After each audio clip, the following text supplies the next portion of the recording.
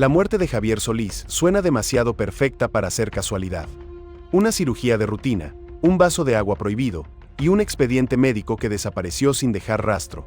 ¿Coincidencia o encubrimiento?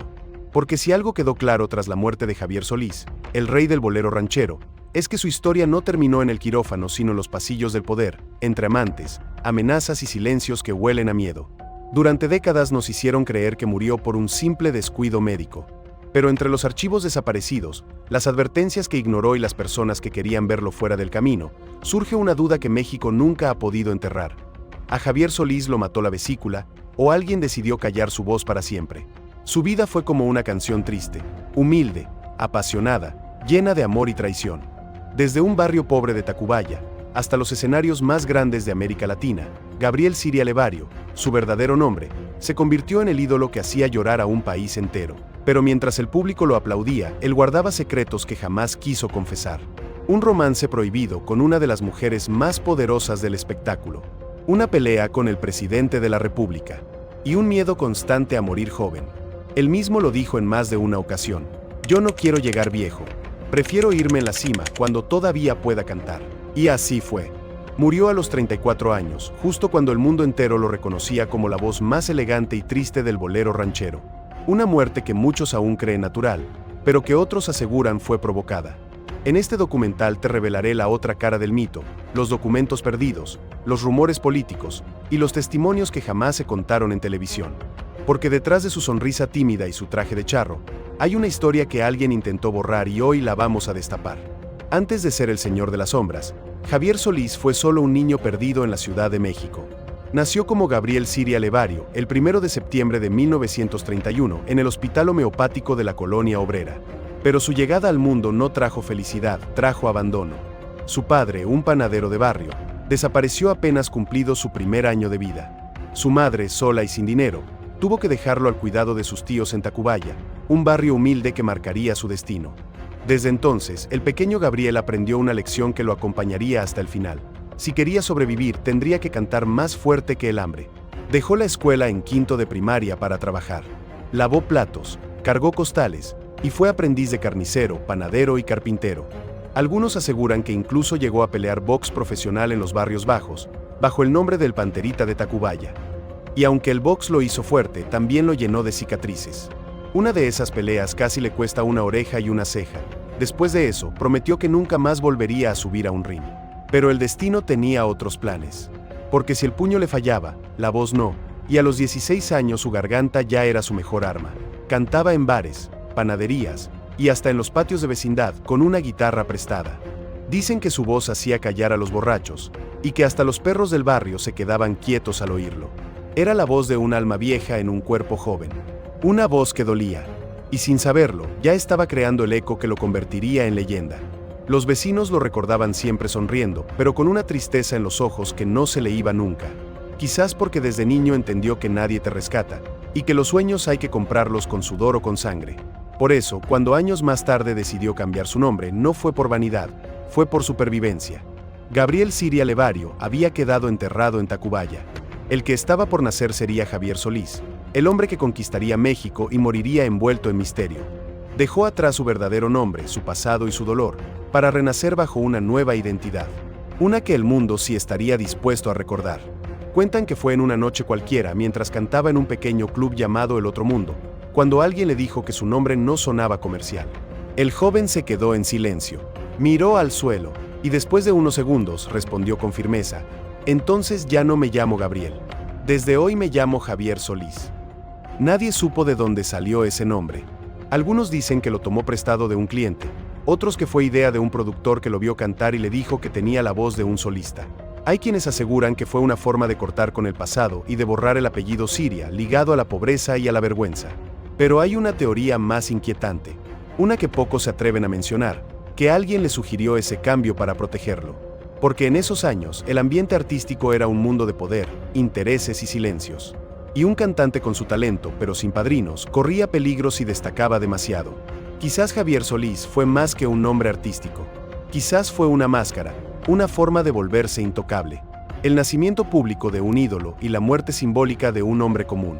Lo cierto es que a partir de ese momento, todo cambió. Su voz, su estilo, incluso su manera de mirar al público. Ya no era el joven tímido de Tacubaya, sino una figura elegante, envuelta en misterio, que cantaba con una nostalgia que parecía venir de otra vida. Y así su primer gran triunfo llegó tras ganar un concurso de canto en la XCW, la estación más importante de México. Ahí, frente a jueces incrédulos, soltó las primeras notas de una canción que haría historia. Y cuando terminó hubo silencio. Uno de los jueces solo dijo: "Este muchacho no canta, sufre cantando". Desde entonces, Javier Solís ya no fue un hombre. Fue un mito. El hombre que nació dos veces, una en Tacubaya y otra en el escenario. Fue como si alguien hubiera encendido un interruptor. De un día para otro, Javier Solís pasó de cantar en bares de barrio a llenar los escenarios más grandes de México. Y nadie supo explicar cómo lo hizo.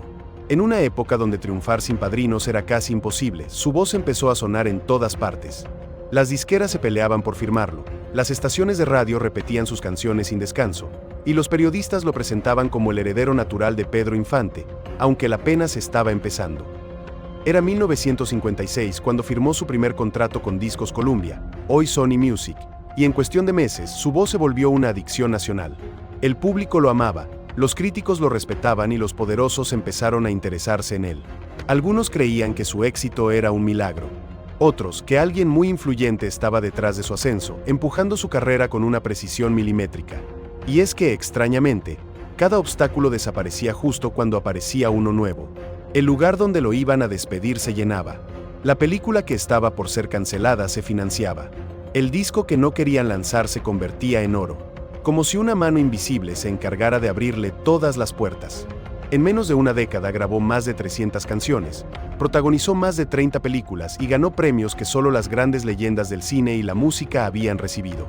Fue el primero en mezclar el bolero con el mariachi, un estilo tan nuevo que la prensa lo bautizó como el bolero ranchero. Y él simplemente sonreía. "Yo no soy un cantante", decía, "soy un cancionero. Canto para la gente que siente". Su éxito cruzó fronteras. Cantó en Estados Unidos, en Sudamérica, y hasta Frank Sinatra confesó admirarlo. Dicen que en una reunión privada en Nueva York, Sinatra le dijo: "Tú no cantas con la voz, Javier, tú cantas con el alma". Pero no todo era brillo. En los camerinos se decía que Javier empezaba a cambiar, que había algo en su mirada, una tristeza constante, un cansancio que no era físico sino emocional, que su fama le pesaba, que no dormía, y que a veces hablaba de un temor inexplicable. Un miedo a que todo terminara de golpe, como si supiera que ese éxito tan perfecto tenía fecha de caducidad. Y lo más inquietante es que él mismo decía: "Yo no voy a llegar viejo. Lo sé, mi voz se va a apagar joven, pero la gente no me va a olvidar". Palabras que con el tiempo se convirtieron en profecía. Dicen que el corazón de Javier Solís no solo se rompía en sus canciones, sino también en la vida real. Porque detrás de su sonrisa amable y su voz melancólica había un hombre dividido entre dos amores, dos mujeres y un solo destino. Su primer amor fue Socorro González, la mujer que lo conoció antes de la fama, cuando aún era un joven de barrio con sueños imposibles. Según algunos testimonios, con ella tuvo un hijo, Gabriel González, y aunque nunca fue reconocido legalmente, varios músicos y personas cercanas al cantante afirmaron que Solís lo mantenía y lo visitaba en secreto, junto con Socorro. Hasta que llegó la fama, y con ella otra mujer. Blanca Estela Sáenz se cruzó en su camino cuando él ya era un ídolo. Joven, elegante y segura de sí misma, se convirtió en su nueva obsesión. Y aunque Javier jamás se separó del todo de Socorro, comenzó una segunda vida junto a Blanca. Dos casas, dos familias, dos mundos, y un secreto que tarde o temprano iba a explotar. El escándalo llegó en el peor momento posible. Era 1966. Javier estaba hospitalizado tras una operación de vesícula. Los rumores sobre su estado de salud llenaban los periódicos, y una noche las dos mujeres llegaron al hospital al mismo tiempo. Los testigos dicen que fue un caos. Gritos en los pasillos, empujones, insultos, y un silencio repentino cuando ambas entraron a la habitación donde yacía el cantante. Javier, débil, apenas podía hablar. Solo murmuró: "Por favor, no aquí". Pero ya era tarde. Las cámaras de los reporteros esperaban afuera y los murmullos corrían como fuego. Las dos esposas del rey del bolero ranchero se enfrentaron mientras él agonizaba. Blanca Estela Limón, su representante, recordaría años después aquel momento como una escena de pesadilla. Socorro le reclamaba entre lágrimas. Blanca no dejaba de gritar, y Javier solo las miraba. Tenía los ojos abiertos, pero no podía moverse. Fue como si su corazón se rindiera en ese instante. La versión oficial diría que murió días después, pero muchos aseguran que ese día comenzó a morir, que su cuerpo ya no resistía el estrés, el dolor y el peso de una doble vida que se le vino abajo en público. Otros, en cambio, creen que esa escena no fue casual, que alguien permitió que ambas mujeres llegaran al mismo tiempo, que todo fue una especie de mensaje, un recordatorio para quien se atrevía a desafiar a ciertos círculos del poder. Una historia de amor y celos que se transformó en el preludio de una tragedia. Pero hay amores que se susurran y otros que rugen. Y el de Javier Solís con Irma Serrano, la tigresa, fue de esos que el poder prefería no escuchar. A mediados de los años 60, Irma Serrano era mucho más que una actriz. Era un símbolo de deseo, escándalo y controversia. Una mujer hermosa, magnética, de carácter salvaje, pero también la amante del hombre más poderoso de México, el presidente Gustavo Díaz Ordaz. Eso por sí solo ya era peligroso. Pero el rumor de que la tigresa había comenzado a salir con Javier Solís fue visto como una provocación, pues según algunos eso no fue más que solo un rumor y un desafío al poder. Y los desafíos, en aquellos años, se pagaban caro. Según los testimonios de gente cercana al cantante, Díaz Ordaz estaba obsesionado con Irma. Tenía a su equipo de seguridad siguiéndola a todas partes. Y cuando supuestamente descubrió que ella se veía en secreto con Javier, la furia presidencial no tardó en estallar. Las amenazas comenzaron discretas, llamadas, advertencias, miradas. Después, más directas, hombres armados merodeando los lugares donde Javier cantaba, autos desconocidos estacionados frente a su casa. Pero algunos dicen que él no se detuvo. Seguía viéndola, la acompañaba a eventos, la llamaba mi tormento, y no ocultaba su fascinación. Lo que nadie imaginaba era que ese supuesto romance podría sellar su destino. Cuentan que una noche, saliendo de un bar en la Ciudad de México, fue interceptado por un grupo de hombres. Lo golpearon brutalmente. No lo asaltaron, no le robaron nada.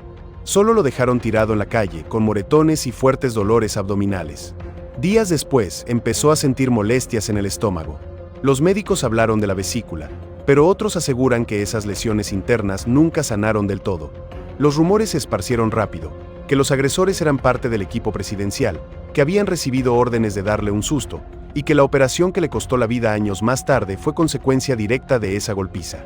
Nada se comprobó, nadie habló oficialmente, y como en tantas historias del México de los 60, el silencio fue más fuerte que la verdad.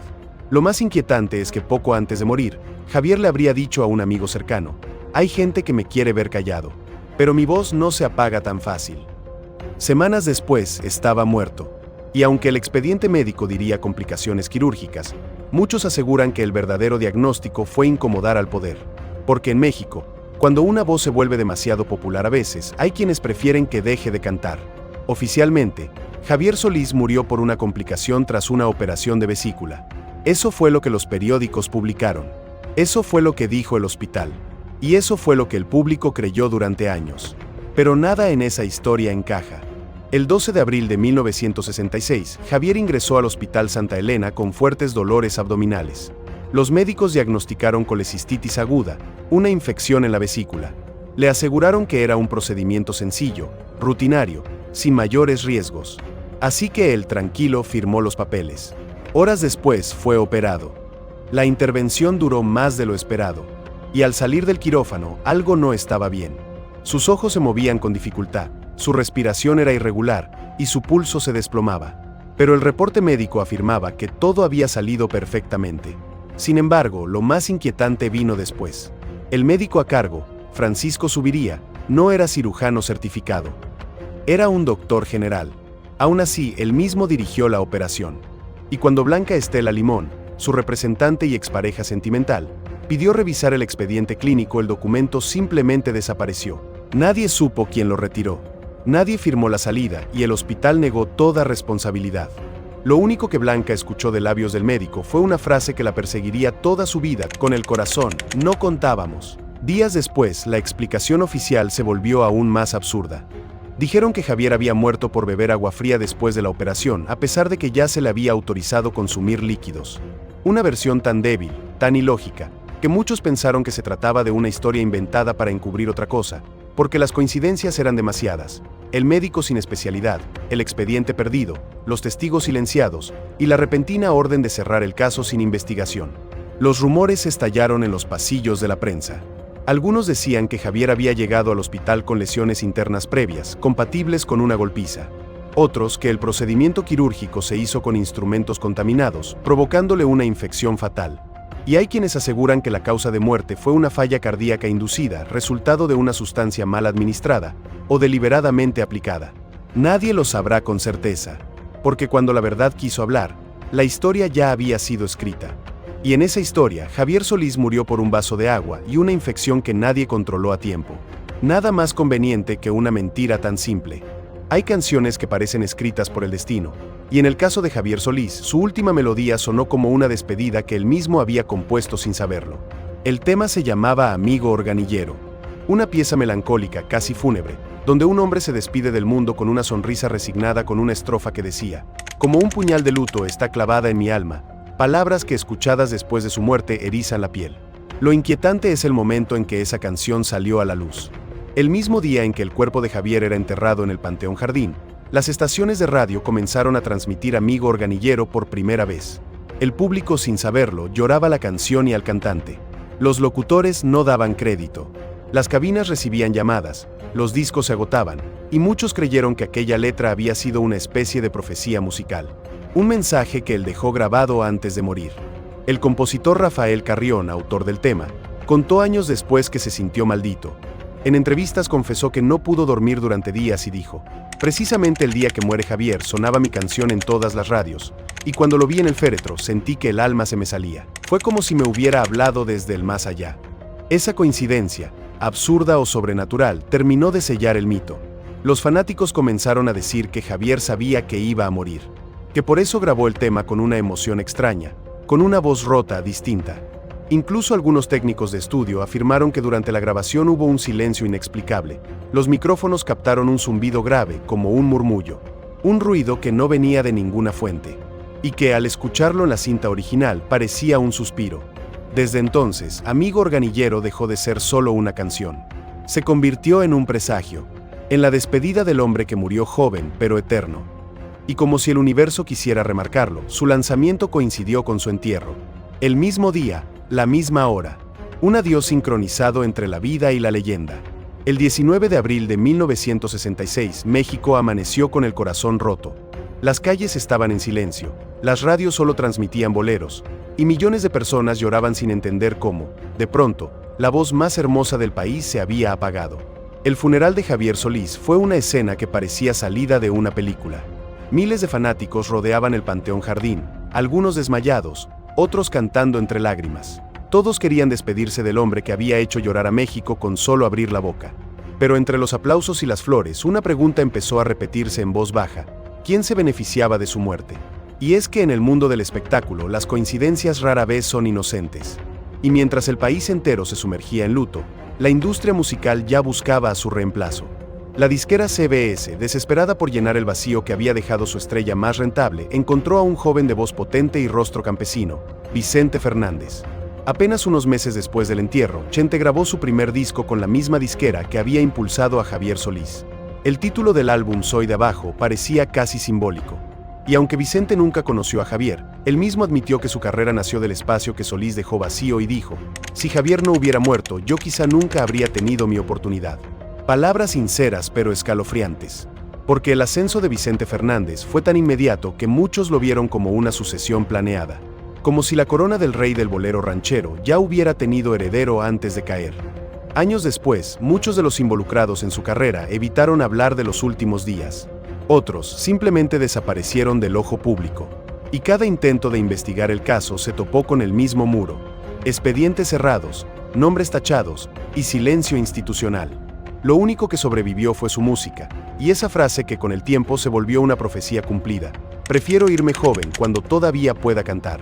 Porque aunque su cuerpo se apagó hace más de medio siglo, su voz sigue sonando en cada rincón donde alguien sufre por amor, en cada cantina vacía, en cada madrugada solitaria, y en cada corazón roto que se niega a olvidar. Pero su historia, envuelta en sombras, sigue sin tener final. Dicen que en los archivos de la disquera hubo cintas desaparecidas, grabaciones inéditas que nunca se publicaron, y que contenían mensajes, conversaciones y fragmentos donde Javier hablaba de sentirse vigilado.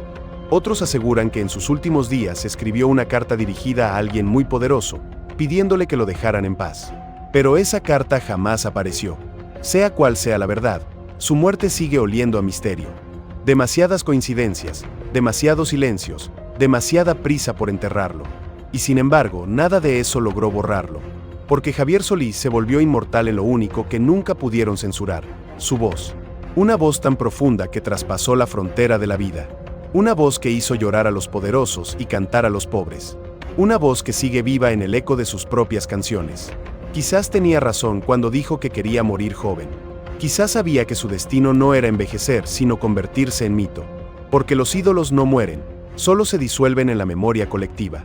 Y mientras alguien escuche Sombras nada más o payaso, el alma de Javier Solís seguirá respirando entre las notas.